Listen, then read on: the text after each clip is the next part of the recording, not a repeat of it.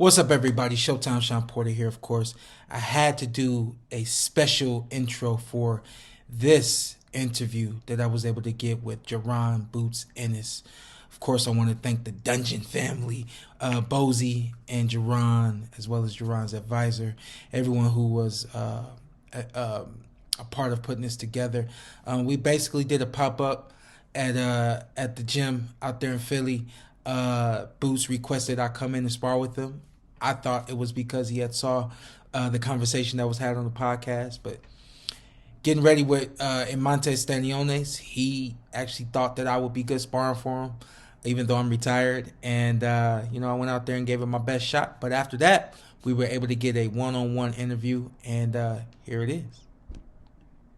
All right, here we go. We're here with Jaron Boots Ennis. I was speaking to Everett, your advisor, and he kept referring to Jaron. I've had numerous conversations with him, and everything has been Jaron. Nothing has been Boots. So with this interview today, not like you got two personalities or you're two different people, but we're going to make a fine distinction between who's Jaron and who's Boots. Now, the first question I got for you is, when it comes to the boxing ring, do you feel like when you get in the ring, Boots Ennis is in the ring, or is that just Jaron doing Jaron? I mean, when I get into that ring, it's Boots, because Boots, Boots is the character. So that's when I get in that ring, it's Jaron Boots Ennis, and that's the main character, Your daily life is your daily life. Yeah. Are you moving as Boots or are you moving as Jaron? You know what I mean? I mean, when I'm in the gym, I'm Boots. Yeah. When I get out the gym, Yeah. I'm Jaron and Boots at the same time, because I still gotta juggle both. I gotta be the businessman and I gotta be the fighter at the end of the day. What's one thing you want everybody to know about Boots? I want everybody to know that about Boots in the ring, that I'm just a dangerous man. And I love what I do, and it's hard to beat somebody that love what they do. A.K.A. Catch a Body. Yeah, Mr. Catch a Body. Yeah, Mr. Catch a Body. Yeah. Goddamn. Tell me about Mr. Catch a Body. I mean, Mr. Catch a Body, that was actually a nickname that my friends from high school had gave me.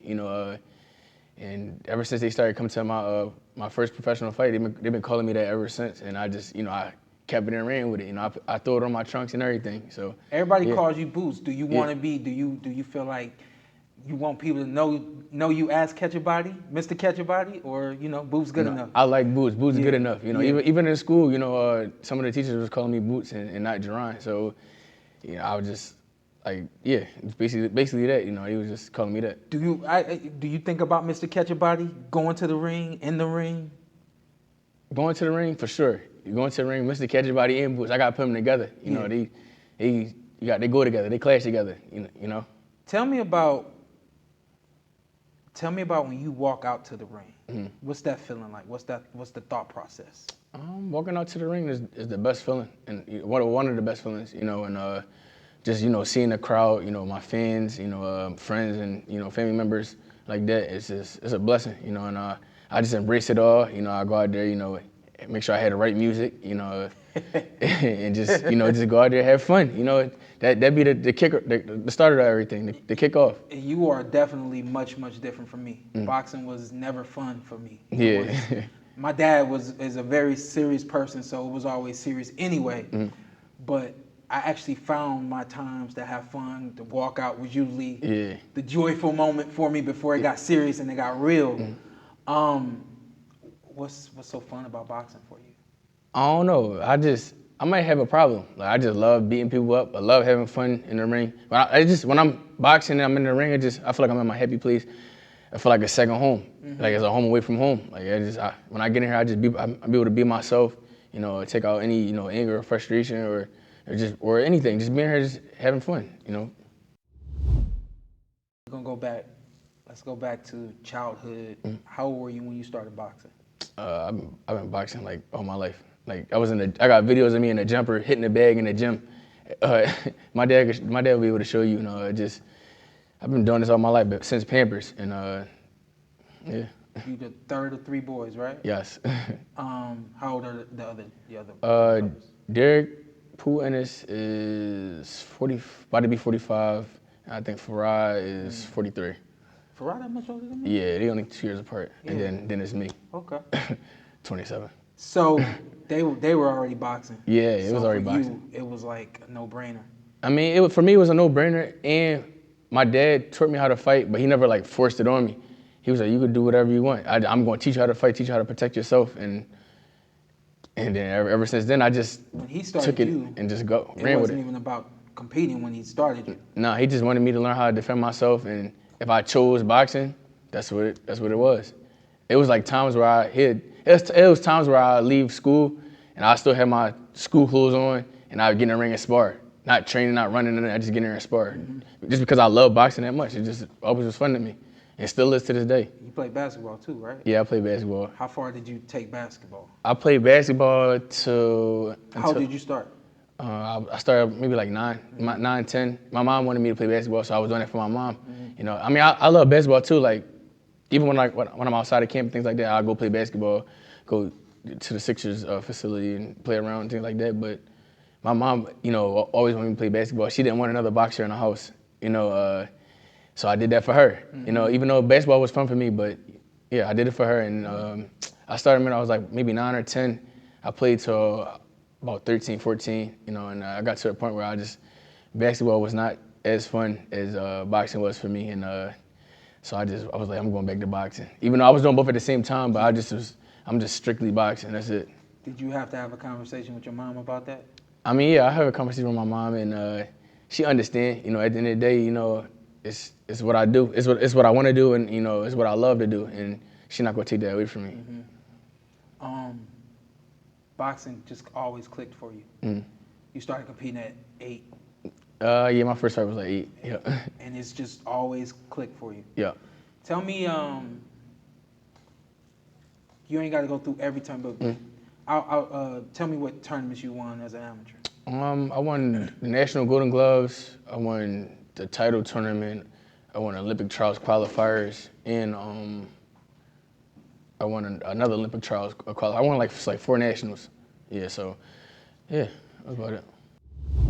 2016 was your Olympic year. 2016. How important were the Olympic Games to you? To be honest, Olympic Games wasn't really important to me. My mindset was like, I was already locked in on turning pro. I wanted to turn pro when I was 16, and I was going to, but we wound up just falling back, taking our time, and I wound up winning one of the Olympic nationals, like youth nationals. I won that, and it was like we just gonna take our time and chill and wait till the right moment. And I wound up turning pro in 2016, right after the trials and things like that. And I guess I felt as though that was the right time for me to turn pro. How old were you when you turned? I turned pro. I was 18, turning 19. Yeah. So tell me some of the guys you fought in the amateurs. I fought Garrett Russell, Terry Irby, Raheem Gonzalez. He's still there. I think he fight like just 200 pounds now. Raheem Gonzalez. I fought Abraham Nova. I fought the list go on. I fought Africa, Richard Harrison. Oh wow. I fought him twice, beat him twice. I can go all day. I fought a lot of people though. I fought a lot of people. I want people to know, you fought all those names and you beat all those names. Yeah, for sure. You ever have trouble with any of those guys? No, I never had trouble with none of those guys. I mean, they all great fighters, and they all doing anything right now too. So they all great fighters. I never had a problem with those guys. I kind of felt like, and I watched it, the Olympic Games, the trials, watching you fight Gary Russell, I felt like you beat him. But not getting the win over him didn't bother you. No. Because you was like, I'm on to the next. My mind was already like locked in on turning pro. Like I just went to turn pro. Yeah. And that was my whole thing. And I beat him before. What was the fascination with being a professional boxer? I think it was just because the way seeing my brothers fighting on TV, they fought on ESPN, Showtime, them coming up in the ranks, they was number 2 and number 3 in the IBF and the WBC. My mindset was on that, and I'm seeing them and the cameras around and they fighting on TV. That just had me in awe. I want to do that. I remember seeing you in the Golden Gloves, and I remember feeling like you were ahead. You just were advanced. Yeah. Did you ever look at it that way? Did you ever feel that way? Yeah, I definitely feel like that because in the amateurs, I never threw a lot of punches. I just was. You was fast as shit, though. Yeah, I just was always like hurting somebody, or my shots was just accurate and things like that. So that's how I was getting away with winning fights and stuff like that. So, but I never threw a lot of punches in the amateurs. I always had a pro style because I've been sparring pro since I was 12, 13 years old. You know, my dad had Demetrius Hopkins, Anthony Thompson. You know, he had a lot of great fighters back in the day, and I was sparring them at a young age. So and my brothers too as well. I was sparring my brothers too as well. So I adapted that pro style very early. You turned pro, and I saw you got 10 fights your first year. Yeah, I got like eight. Yep. No. You had 10. 8. You had 10 fights your first year. No, I turned pro April. I think you turned April. Pro in April of 2016. And by the end of that year, I was 8-0. The end of that year, but we talking about a full year. The full year. You had 10 fights saying, your full year, your first full year. Yep. I think I had 11 my first full year. Yeah. And then you had another 10, or you had 9 the next year. Yeah. And things just kind of slowed down for you. Yeah. Before we get to that, let's just really quickly, when you turned pro, was it what you thought it was gonna be? It was everything everything I wanted it to be, everything I loved, and I couldn't wait to put on them 8 ounces and take my shirt off. That's all I was worrying about. You understood the 8-ounce glove? Yes. I didn't even understand that I was gonna wear an 8-ounce glove when I turned pro. Like that, my whole story is just a little different. You know what I mean? Yeah. I am where I am, and I'm grateful for it. But it just seems to me like you were more than ready for everything that was gonna come your way. Yeah. Do you think it was because of your dad, because of your family, your brothers, or was it just you? I mean, I feel like it's a little bit of both. My mindset was already, installed. Like pro, like, so I already knew what was coming. But definitely my dad, my brothers and things like that, they built around me, made this monster. Did anybody ever talk to you about, you did 10 fights, you did 9 fights, and then out of nowhere, we got 3 fights. Yeah. We got 3 fights. We got 2 fights. Yeah. Did you understand what was going on at that point? I definitely understand what was going on because Did you understand then? Yeah. Because I know you know now, but you even then you understood. I understood then because I got to a point where I was, making more money, fighting more rounds. So eventually I knew that was going to slow down. I wasn't going to keep fighting every weekend or every 2 weeks and things like that. I knew that it was going to eventually slow down, so I was prepared for that, and it was just giving me more time to have a longer camp and get better, each and every fight. So when I see the 3 fights, it was that was the team's plan. It wasn't so much a business getting in the way. I mean, it was the team plan, and it was like certain fights falling out and things like that. It's a lot of fights that's on my record that I shouldn't have. It was like a couple guys that should have been undefeated. A couple undefeated guys pulled out, a couple guys with good records pulled out, and I had the elite replacement and things like that. So, yeah. Year 4, you got 2 fights. Of course, the pandemic happened. I don't know how the heck you got 3 fights during the pandemic. That was crazy. Yeah. I saw that. I'm like, how he get 3 fights during the pandemic? I was so happy to be able to still fight because when that pandemic was going on, I didn't know what to do at first. I was just losing my mind. I wasn't coming to the gym. I was just training at home or going to my dad's house, training with my dad in the basement, go running and things like that. I didn't know what to do. I was like confused. Like, you one of probably 2 fighters that trained during the pandemic. Yeah. Like we was all sitting on the couch. I was still outside running. I can't sit in the house for too long. I can't sit still for too long. That's your thing. Yeah, You've always been like that. Yeah, even like when I'm out of camp, like if I'm not in the gym, I gotta at least run or play basketball. So I gotta be active at least 2-3 times out of the week. I can't just not sit and just not do nothing. Like that's not me. You always been like that? I've always been like that. I'm still like that to this day. Where do you think that come from? I would say, I guess, my family, my dad. Yeah. Just staying active and try to stay ready, as much as possible. Yeah. Even them fights in between where, like you just said, where I was only fighting 2 and 3 times, I was in the gym every single day. Like, I feel like I couldn't miss the gym. I feel like I can't let nobody get one up on me. Wow. Yeah, that might be my problem though. Sometimes it's okay to rest. It's okay to rest. Yeah. I'm understanding that now because I'm older. Yeah. But it's okay to rest your body. You need time to chill because you put your body through 2.5 month training camps and put all that hard work in. You losing weight and things like that. So I know at this point I'm starting to understand that it's okay to rest your body, chill, and things like that. And after my last fight, I took like 2-3 weeks. So that was the first time I'd ever did that. And when I came back, I felt amazing. Felt even better. Better, yeah. Yeah. That's the rest. Listen, you have 2 fights in 2019, 3 fights in 2020, 2 fights in 2021, 1 fight, 2 fight. What was going on? Just. We don't gotta name no names. You know what I mean? But I mean, it was just a lot of business stuff behind the scenes, business fights falling through. You know, people, you know, not accepting fights, fight dates getting pushed back, and things like that. And that's what come with the boxing game. And I understand that. And like I just said, I stayed in the gym regardless, whether they was pushing my fight back or not. That never bothered you? I mean, at that time, no, because you know, when you young, you don't care. You just as long as they say you got a fight date coming up, that's cool. That's cool. I'm gonna stay in the gym and keep working, keep perfecting my craft and getting better and better. This segment I'm introducing right now, I like to call the dark times. Most professional athletes, most people in general, face some hardship, trial, tribulation, and you only hope that you have a team that can help you get through that time in your life.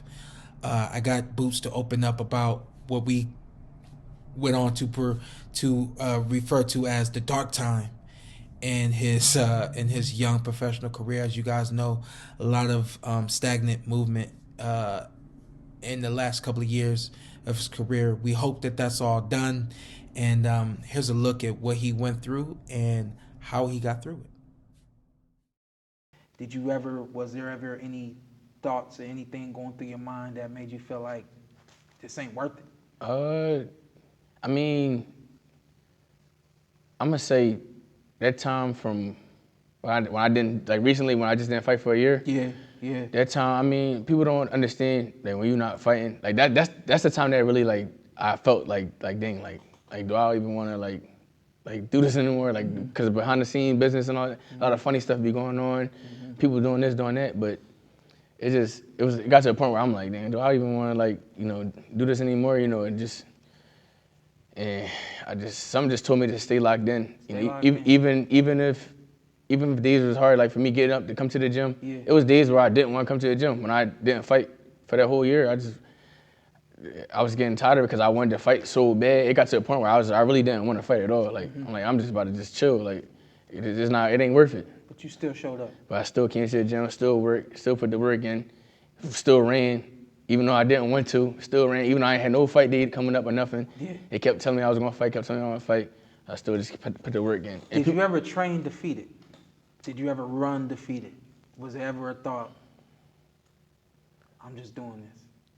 I mean, the thought, yeah, but it was a thought for sure. Yeah. But at the end of the day, I'm like, just keep putting that work in. My time gonna come. Just be patient, and that's what I kept saying each and every day. After them days where I had them days where I'm like, not depressed, but like feeling down. I'm like, just keep working. Your time gonna come. Just be patient. You gotta keep telling yourself that. Self-talk. Yeah, self-talk. I ain't crazy, but I'm just positive talk. Yeah, bro, I do the same thing. I do it now. Right. So. Yeah, I mean, sometimes that's the best thing that, like, for you. You need that self-motivation, and I always had that. And like I just said, even me having those them little points where I'm like, I don't want to do this no more. Like they keep playing around. Like I get up, just go run 3 a.m, just run. I know my time gonna come. Yeah. And I realized that with how my career been going lately, I feel like just patient, just take your time, and it's gonna come. Wow. It's gonna come. Things happen for a reason, and just be patient. Did anybody teach you self-talk? Or is that something you just did? I think I just did it on my own. I ain't crazy. I know you ain't crazy. I do it too, but you know what I mean? Did anybody ever, teach you how to talk yourself through a situation? No, I just did it on my own, for real, yeah. Especially in that little, I ain't gonna say dark time, but like that little storm I had, when not fighting for a year and things like that, and people don't understand that, I'm not making money for a whole year. I got cribs, cars, fighters, like people don't understand that. Good thing about me, I don't spend money on a bunch of dumb stuff. I don't buy a bunch of cars, jewelry, and all that dumb stuff. I have it, but I don't do it. Yeah, so. The other side is the team. Yep. So did you talk to the team? Who was there to kind of, help you through the stuff that we all go through personally? It's always got to be somebody there to help us. Just two of my homies, out of everybody, probably two of my homies, they would just call, check on me, make sure I was cool, talk to me for a couple hours, 2 hours, tell me go in the game, things like that. Just, try to clear my mind, clear my head, and get my mind off of boxing, and just chill. It's gonna come.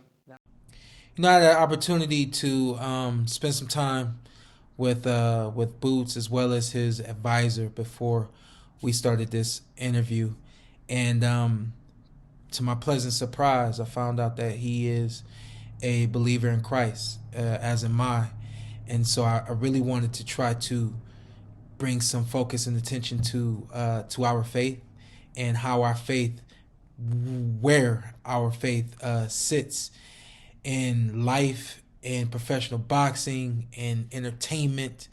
I believe that God is everywhere, and I believe that God sends his soldiers everywhere because that's where he needs us. So here's a look at the faith of Jaron Bozy Ennis. There's another aspect of your life that I appreciate, and I think that people need to know about, which is your spiritual side. Yeah. Now, for me, that spiritual side always showed up when I needed it. Yeah. When it's all the time anyway. But Yep. Spiritually, did you ever have any struggles? Spiritually. I had no struggle spiritually, but like even when I'm not trying to repeat myself, but going back to that little year that I didn't fight, I just I pray at night and just tell God, just give me signs, help me with what I got going on and things like that, and eventually it happened, and something big happened. I did a partnership with PATRON, so just like I'm saying, all that stuff coordinate together, and then just just be patient. It's gonna come. Yeah. You might feel like it's late or ain't never gonna come and things like that, but it's gonna come. You just gotta be patient. Now I feel like you're blessed because like I said, you know how to get yourself through something by yourself. Yeah. And the few times that you needed somebody was always there for you. And you can't be out here praying and worrying. You gotta pray and just let it go. Faith without works. Yep. You read the Bible a lot? Yeah, I read the Bible. Go to church every Sunday. My mom instilled that into me. Even when I can't make it to church, I'll watch it online. Yeah, if I get up late, anything, I watch it online.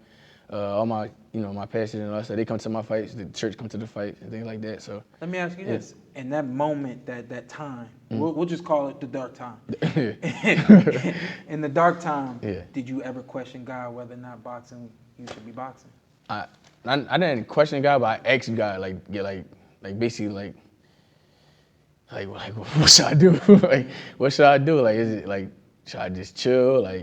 Just give me a sign, let me know. And then a couple weeks later, I kept getting good calls. Every week was getting something better and better. I'm like, all right, so he working. I just gotta be patient. I'm not gonna rush him.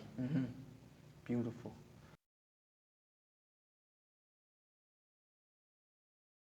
When the call from Matchroom, whenever that whole thing came about, was that a prayers are finally answered moment, or was that just I was just waiting on you? You know what I mean? Yeah, I mean both. You can say both. Yeah. A little bit of both. And I was glad to be able to do this partnership with us, with them and things like that. And then we here now. We here now. Yeah. And people are happy to see you back active. Yeah. This will be you did 2 fights last year. Yeah. And then you got Standing on This coming up. Yeah. Tell me about the Standing on This fight. Standing on This is a great fight. And I feel like, I know I'm the best at the welterweight division, and he the second best, and the best fighting the best. And y'all gonna see April 12th. There you go. Nice. Off the turn. Don't ever be in the same spot if you throw the shot. 7 steps, suicide. Go to 2, 3. We've been waiting on this fight. Yeah, I've been waiting on this fight. Yeah. It was supposed to happen 2-3 years ago. Yeah. Yeah. and just again took time. Yeah. Like I always say, I tell everybody this. I'm like, things happen for a reason. It might not happen now, but it'll be later. It'll be greater later. Mm-hmm. So that's how you feel about this. Yeah, perfect timing. You feel perfect timing. Yeah, I feel like everything perfect timing. Yeah. Yep. What does that fight look like? Fight night. You gotta tune in on the 12th. No, don't do that. Don't. You gotta tune in on the 12th. Don't do that. I came in here and I sparred with you, so I know what you can do. Yeah, I'm excited. So let's talk about it. Let's do a little quick, little X's and O's. Describes Imante Staniones as a fighter. Imante Staniones, he a great fighter. Pressure fighter. Try coming behind the jab, throw a lot of punches. That's about it. Not too much head movement. That's about it. And then we know what you can do. Yeah. Go ahead. Who tell us about Boots in the ring. Jaron Boots Ennis. Like I always say, I'm like a variety box. I do it all. A variety bag. You know, I can box, I can bang. You know, I can southpaw, orthodox. Whatever you want, I got it. We don't need to talk game plan, but I think a lot of people expect a lot of movement from you because he is a come forward kind of guy. You're a visual guy. You visualize a lot, don't you? Mm-hmm. I know you. What do you see when you visualize this fight? I see him run into a lot of things. Mm-hmm. You know, like I said, I ain't gonna take nothing away from me, a great fighter. But I already pictured this fight already. Like it's in my mind already, and I'm locked in. A lot of people have praised you for a long time, and then I think last year, you know, you get a little criticism. How you feel about the criticism? I don't even really care. None of that stuff bothers me. You know, I don't care. At the end of the day, I'm doing what I want to do. You know, I'm doing it for my family. You know, putting on for my last name, a legacy. You know, at the end of the day, they gonna talk regardless, no matter what I do. And I feel like with me, it don't matter who I fight or what I do. They always got something bad to say about me. If I have a phenomenal performance, they gonna say, "Oh well, he ain't knock him out." If I knock the guy out, we don't know if he got a chin. It's always something with me. Like it don't matter what it is. So I got to a point where I just block all that stuff out. I don't care. I'm doing this for me and my family. I really don't even really be online like that anyway. I don't even know if that's what you call it. Social media. Social media. I don't really don't be on social media like that. And but this little stuff that I do see, I just laugh. Like I don't. Like people just be talking, and I feel like people talk more on the internet, and then when they see me in person, they don't be on that. So that's why I really don't even care, because they see me in person, and oh, you my favorite fighter, or I just was watching you. Like get out here. You don't know I've seen your videos and all that stuff. Like it'd be a lot though. Like I said, I'll be blocking all that stuff out. At the end of the day, it is what it is, and I don't really care, you know. I kind of feel like you don't even have an expectation for this fight beyond winning. What I mean by that is each fight is supposed to, you know, get you up anyway. Yeah. Does it matter to you? What? Like that is this the fight that takes you into another stratosphere? Like does that matter being in another stratosphere? I feel like after I went on April 12th, I feel like it's gonna pay me in pound for pound because the way I'm about to do it. Instantly in the pound for pound. Yeah. You feel like you belong in there already? I mean, after this fight, I feel like I will be, and I feel like I do. Yeah. You know, and I feel like I'm finally getting what I want. You know, I'm finally gonna make that noise. I'm be able to walk away with, you know, IBF champ, WBA champ, and Ring Magazine champ. So that's, you know, unified lineal champ, and not too many people can say they lineal champ. You know, and I think the last person that held the lineal title at welterweight was Floyd, or Bud. Bud? I was gonna say. Bud. Yeah. Bud and Floyd was the last two to have it. Yeah. And I think the list goes Sugar Ray Leonard and a couple other guys. So I'm be able to stamp my name at the welterweight division and be able to say that I'm lineal champ. It's not a lot of fighters that get to say I'm getting what I want. Yeah. What do you want? I want exactly what's in front of me. You know, I want the top guys. You know, the best fighting the best. Number one fighting number two. You know, and that's what I want. You know. You have a goal. Yeah. My goal is to be lineal, undisputed. What's your goal at 47? My goal, you know, is to be, you know, lineal or, you know, undisputed. You know, if these guys take the fight, you know, step and take the fight. You know, if not, then so be it. But that's my main goal right now, you know, because I'm at 47. So my main goal is to you know, lock these guys in. If these guys don't want to fight, then you know, then we could talk about the next. You know, you're not flirting with going to different divisions and all that. I'm here. Yeah. Because this is where I started. This is where I want to become. Where I want to capture. Exactly. I'm here. This is where I started at. And like I said before, people don't realize that even though I'm the world champion and I got the IBF, I never actually fought for it. I was given it. Mm-hmm. There's no way that people think that I was gonna, you know, lead a division like that. That's anything. Yeah. And then you already got people trying to call email champ and all that. But I don't. Like I said, I don't really care about that. I'm doing what I want to do. And was it the email? Yeah, email. Did you get an email? Was it the email? I don't know. I just woke up and I was a champion. Like how y'all mad at me because I woke up and I was a champion? Yeah. Like there's nothing I could do about it. But I can't say yes or no. Yeah. Like what? But yeah, like people don't understand that I never fought for the IBF world title. I had the interim and I fought Villa. I beat Villa. And then I woke up in like September, November, whatever that was. Yeah. I was the champion. Yeah. I woke up one day, I was the champion. Like, there's nothing I could do. And like I said, I feel like I got unfinished business at this weight division. Mm-hmm. And there's no way that people think I'm gonna lead this division being an email champ. Mm-hmm. You know, and like I said, and once I stamp my name and beat Antt on April 12th, I can't say nothing to me. And there's other work that needs to be done at 47. Exactly. You're looking at some other names that might be coming up and things of that nature as well. Yeah. You got a nutritionist now, right? Yeah. And so, like, kind of tell me about 47. How comfortable are you at 147? I mean, I'm comfortable at 47. I was doing it on my own ever since. I've been doing my own everything since I was a baby. Like cutting weight, trying to learn how to eat right on my own, things like that. I've been doing that since I was a baby, you know, and it just be me and my mom. You know, whatever I call, when I call her, she'll make whatever I ask. Mm-hmm. And she try to put her own little healthy twist on it and things like that. But yeah, now I got a nutritionist now and things like that. And, you know, they telling me what to eat, when not to eat, put the right things in my body, what's going to give me energy, what's not. And, yeah. So you expect to be the strongest fighter you've ever been at 47 now at this point?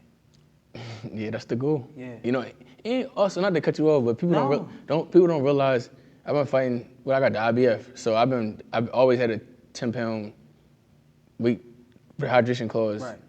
I've been doing that for like 2 years. Yeah. Yeah, like 2 years. I've been doing that for like 2 years, and people don't understand that either. You know, this time I won't have a rehydration clause. I'll be able to, you know. You already negotiated that part of this. There's no rehydration, you know. Because you got other. It's a unification. Right. When you fight for unification, you don't have a secondary rehydration clause. I thought we negotiated that back in the day when I did it. Yeah. Okay. Yeah, and it's for the Ring magazine too, so that trumps everything. That trumps the rehydration. So yeah, I feel like, you know, I'm not going to, speak too much on it, but you know, God willing, I'll be, the best I've ever been, the strongest I've ever been. Any other names at 147 you want to mention right now? Just belts. Anybody with the belts. Yeah. You know how I get down. Yeah. What is it about the belts for you? I feel like at this weight division, I feel like the belts is just like, that's me stamping my name, leaving behind legacy at the welterweight division. Mm-hmm. And like I said, I mean, the money cool, but I love, beating up people and taking their belts. That's what I want to be known for. So we got Unified, we got Undisputed, we got Ring Mag, we got Lineal. Why is it so important for all that to come in? It's very important, for me, my last name, the legacy. And at the end of the day, any and every belt that I get is gonna go to my dad because he been putting the hard work in, it's forever. Yeah. My dad's 69, but he don't look like it. That boy is 69? Yeah, he's 69. He don't look like it. He still run, he still train, he still do everything we do. And he been putting all the work in, with us. And I feel like he deserved them. Your whole life? Yeah, whole life since I was a baby. And I feel like he deserved any and every belt that I get. Because he, like I said, him and my brothers made this monster, so. Has he ever had a champion? I was the first one. Well, yeah. I mean, shut up, man. You know what I'm saying? Other than you, man. Goddamn, you an email champion. Yeah, so. yeah. You know, yeah. I'm an email champ. It's me. He got Scooter, Stephen Fulton, and O'Shea Jones. But he just got everything now. Yeah, but before that, it just he he had Anthony Thompson and Demetrius Hopkins. They had, I think, the USBA and what else he had? I think they both had the USBA, if I'm not mistaken. That's about it. Oh, my brothers had USBAs and Pennsylvania States and stuff like that. So I guess I took it to the next level. The big boys. Yeah. You going for the big boys. Yeah. So I was the first one. That's a stupid question, Gabe. When you got the email that you was the champion, you forwarded it to your dad? I forwarded it right to him. Yeah. Every belt goes to your dad. Yeah, every belt go to my dad. Do you think you would be boxing if it wasn't for your dad? To be honest, probably not. Yeah, I don't think so. You're an amazing athlete. Yeah. But it would have been basketball, football, basketball? I probably would have been doing basketball for my mom because, like I said before, she didn't want another boxer in the house, and then she always wanted me to play basketball. Yeah. So, she always just, you know, whether I play basketball or box, she's always supportive regardless. So, but yeah, I probably would have been playing basketball. As amazing of an athlete as you are, do you think you could have made it in another sport? For sure. If I would have stuck to it and really, you know, like really locked in and only played that sport, yeah. Like at the end of the day, I was playing both at the same time, and I still was going crazy, still doing what I wanted. I noticed that you have a active promotional company. Yes. How many fighters you got signed to your promotional company? I have 2 fighters right now. I have Ishmael, the chef, Muhammad. He like a 140, 147 pounder. He's 7-0, 4 knockouts. He just won let me say like January 31st.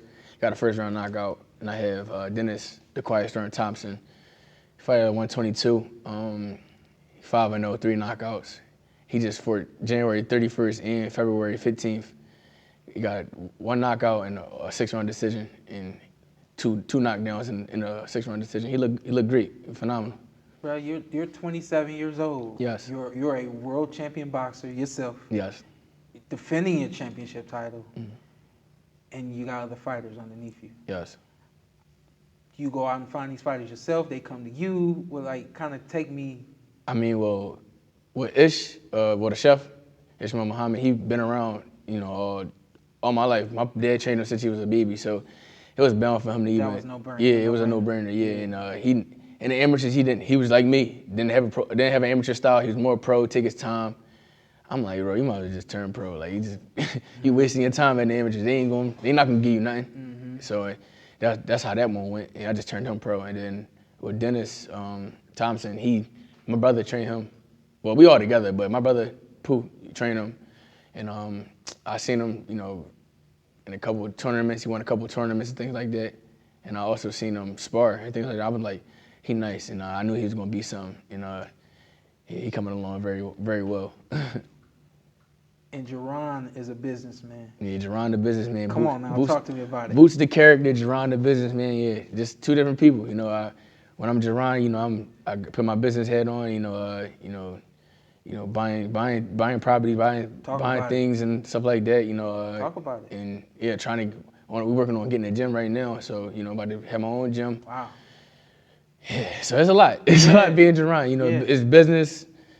Buying houses, investing my money, doing the right things with my money, you know, take care of my fighters, make sure my fighters is you know, well, giving them the right fights, you know, moving them the right way, not trying to move them too fast, you know, because they both young, you know. And how involved are you, like, with your fighters? I'm very involved, you know, wow. From sparring them to when they send opponents and things like that. I'm looking, making sure that his opponent is okay, you know, and things like that. Yeah. I send it to my dad. That's what I thought was gonna happen all along. Like, no, I check that out. No, I gotta see too for my own eyes, because I know my fighters, you know, at the end of the day, and I know what they're capable of too. So yeah. So we all work together as a team, you know. Yep. So I really want to send a huge thanks to Jaron for sitting down with me to do this interview, to his advisor for, you know, putting this whole thing together. And I gotta shout out the Dungeon crew, Bozy Ennis, the architect of the family, the one who, you know, has really gotten boots everywhere that he's gotten to this point in his career. And Bozy does not like the camera. He does not like doing interviews. And I said, don't go nowhere. I said, I need you, man. I need you for at least 5 minutes. So I tried not to take up all their time, but I had to get Bozy Ennis in on this interview to just kind of give us his perspective of his son, where they were, where they are, and where they're going. Here it is. One of the most amazing athletes in boxing. He might be the most athletically gifted boxer. Is this what you always saw coming from this young man? Always. I always knew that from the beginning when he first started coming in the gym. He says he wants to hand every belt to you. Oh, I got one now. Are you counting? You No, waiting on more to come in? Oh, yeah. I got a lot, man. I got a lot of belts, man, for even way back. I asked you a question when I watched him spar. It's really hard to not fall in love with his gifts and his athleticism. Right. How do you, like as his coach, like, you know, you see something wrong, but right behind it is so much amazing. Yeah. You know what I mean? Like, how do you make that separation between, you know, what to fix and what to let go of? And see, that's the difference. Like I tell you, when I'm training, he's not my son. Yeah. You know what I mean? He's a fighter, and I train him like he's supposed to train a fighter. You know what I mean? You ever feel like he train you like he getting on you like because something that happened at home, or you know, is it just fight? Is Well, he said you gotta always check, man. Hey, he think one thing and you feel another way. You know what I mean? No, we never really had no problem because he listens, man. Yeah. You know what I mean? Like, you know, just like now the last fight, y'all heard me say, well, go ahead and knock him out. You know what I mean? Because I wanted Boots to go back to what got him there, that boxing. See, Boots, one thing about him, once you touch him, he'll fight you. You know what I mean? He don't care about that because he can fight inside and outside.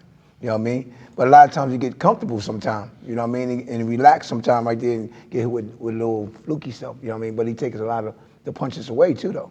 You ever felt like it was hard to keep him away from that kind of mindset? No, but what that was is that we really didn't want to fight that guy again. I want to talk about that. I mean, just like in general, you know. Yeah. Oh yeah, absolutely. You said he's a good listener, but are there moments where he just, I'm gonna do me? Yeah, but like this time, you know what I mean, the crowd and everything out there, you know what I mean, Boots looking over like that. I was looking at Pooh. Yeah, that's what I'm saying, see? And I'm telling you something, you know what I mean? Pay attention, you know what I mean?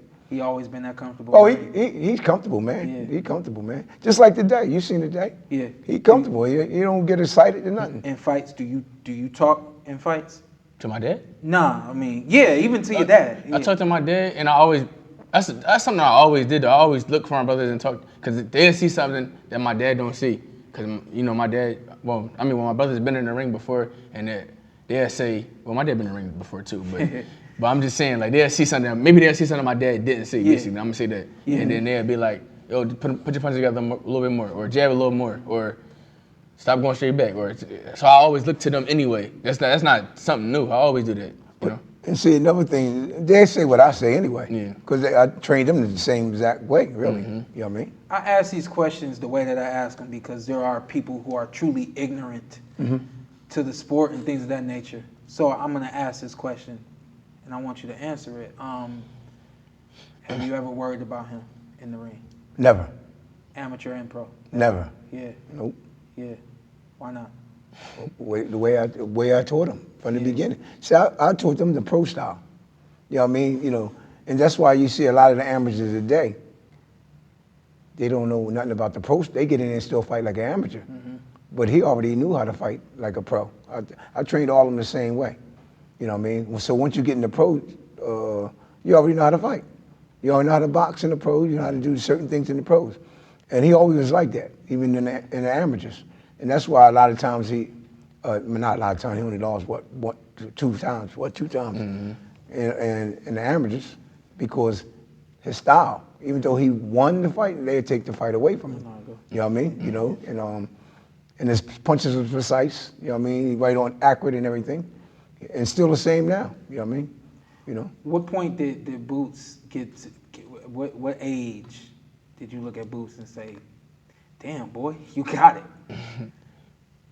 When he boxed one of my pro fighters, Corey Evans, which was 15, 14? Yeah, I was like 14. 14 years old, and Corey's a professional. nasty too. They was in there locking it. I said, oh, get out. Yeah, I had to do that with my son Farah. When he got a little older, I had to make him get out the ring because he was in there with Farah. I said, Farah, y'all got to watch out, brother. He coming now. Hey, yo. You know what I mean? I'm watching you spar today. Yeah. And just a fast ass jab. I said, damn. That's what I would get on him about. He turned. He said, yeah. he said, yeah. It's hard. Man. Yeah. You ever when he boxing, you ever just look at him and marvel at him? No, because I mean when he on, yeah, I don't worry about nobody. Yeah. And he never be off a lot of times. He'll never be off. Just sometimes he'll do his own thing, you know what I mean? Then I tell him, you do this, you gotta do this. He say, I got it, you know what I mean? Something like that. But other than that, nah, I ain't never worried about him fighting. No, I said, do you ever marvel at him? Like you look back like, oh yeah. I'll be amazed, you mean? Yeah. But I'm used to it though. Yeah. He been doing it for so long, you know? Yeah. What else haven't we seen from him? Like, You ain't seen nothing yet till you seen somebody that really put something on him and he'll go to another level. He didn't even go to the level yet. People understand. He ain't go to that top level yet. You think people believe that? Yeah, well, they won't believe it when it comes. It's Stanione's the guy to pull that out. Stanione's a good fighter. I can't take nothing away from him, but I don't know if he's the guy who gonna pull it out of him. What did he say? He said, I hope so. He said, I hope so. Who said Stanione? Kodak Black. Oh yeah. He said, I hope so. Yeah, but I mean, this is a good fight. That's a good fight. You know what I mean? And Stanione is a good fight. I think he's the best out of that 147. That's what I think. You know what I mean? You know. Outside of boxing, what has Jaron done that has amazed you? Well, he's doing a lot of stuff, like the business-wise too, like with the houses. You know what I mean? And you know, got his fighters. You know, and but he always been straightforward, man. He's never got in trouble or nothing like that. You know what I mean? He got everything going right, man. You know what I mean? Well, my main thing, like I try to tell people, stay humble. You got to stay humble, man. People gonna criticize you all the time. Don't get mad. That's their job. You know what I mean? Let them do what they do. Don't get mad. Just like when people say, man, I don't say, let them run their mouth. That means you're relevant. You know what I mean? Anytime they keep on talking about you, that means you're relevant. Yeah. Hey, you know, a couple things from you. We in Philly. You 69 years old. Yeah. You know, who did you come under that gave you all of your knowledge and you know everything that you had? My trainer. As a trainer, a fighter, My trainer was Al Styles. Al Styles. Yeah, Al Styles. That was my trainer. And I came around the same time with Matthew Saad Muhammad, all of them. Benny Briscoe, all of them. I boxed them. Yeah. Yeah, I was younger than them, but I boxed. Matter of fact, me and Saad about the same age. Yeah. Yeah. I boxed most of them guys. Wayne Watts, Boogaloo Bobby Watts, Cyclone Hart. I done sparred most of all them guys, man, back then. You know what Jesse did. Jesse Hart, father, yeah. All of them was top contenders back there. You know what I mean? And he's a champion now. Do you feel like he said that everything's on time, and I believe that myself. But for you, do you feel like this is the perfect time, or do you feel like there's things that you should have had way before now? Well, he should have been there a long time ago because he's been wanting to fight all them guys back then, and you know it. I wanted to ask him about that too. He wanted to fight all them guys. Crawford know me, and I'm talking. That's my man. You know what I mean? Crawford, Spence. You know, he sound all them guys. Stanionis, and what's the other guy that had the title on Stanionis beat? The tall boy. That's my man too. Boy Ty or Jamal James? Jamal James. Remember Butai beat him? Yeah, boy. And see, we was trying to get him, and then after that, we tried to get Butai too. We tried to get them. All them guys turned him down. They like putting him on the shelf, and we just wanted to fight and let them know and let them see what we can do. You know what I mean? Guys like that, that's where you can see where you coming from. If you fighting a guy like Crawford, you know what I mean? That's when him and Crawford. That's when you'll see the levels. Absolutely. That's when that level. Crawford, Spence. Back then, at the time we wanted them, you would have seen it. And just like this last guy we fought, like I told you, man, he ain't really want to fight that guy again, man. We done shut him out the last time. 4 or 5 years ago, you thought he was ready for Keith Thurman. 4 or 5 years ago? Yeah. Shawn Porter, Errol Spence Jr. 4 or 5 years ago? What else? No. 4 or 5 years. What old were you with that? 22, 22? Yeah. I think he was. 3-4 years ago, you thought? I think he was, man. Back Took then. something off of it. Yeah. No, the reason why, because like I said, he was sparring with pros, man. Been sparring pros. Pros ever since he's like what, 14, 14 sparring with pros. And people don't realize when you sparring guys that's at the top level, that make you better. Yeah. That's with anything. Even when you playing basketball, you playing people that's lower. You're gonna stoop to their level. You're gonna start shooting half-court shots. You're going behind the back passes, doing stuff you ain't supposed to be doing. But when you play people that's good like you're gonna be you're gonna keep it basic. You're gonna keep it, keep it simple. Yeah. That's just like when them guys said, he ain't got enough experience. I said, man, y'all don't know. He been doing this since he was crawling, right? I said, now, you don't have that much experience. I said, been boxing pros since he's young. I said, but you gonna find out when you fought that boy. Armando Alvarez. Him, and not him, but what's the other one?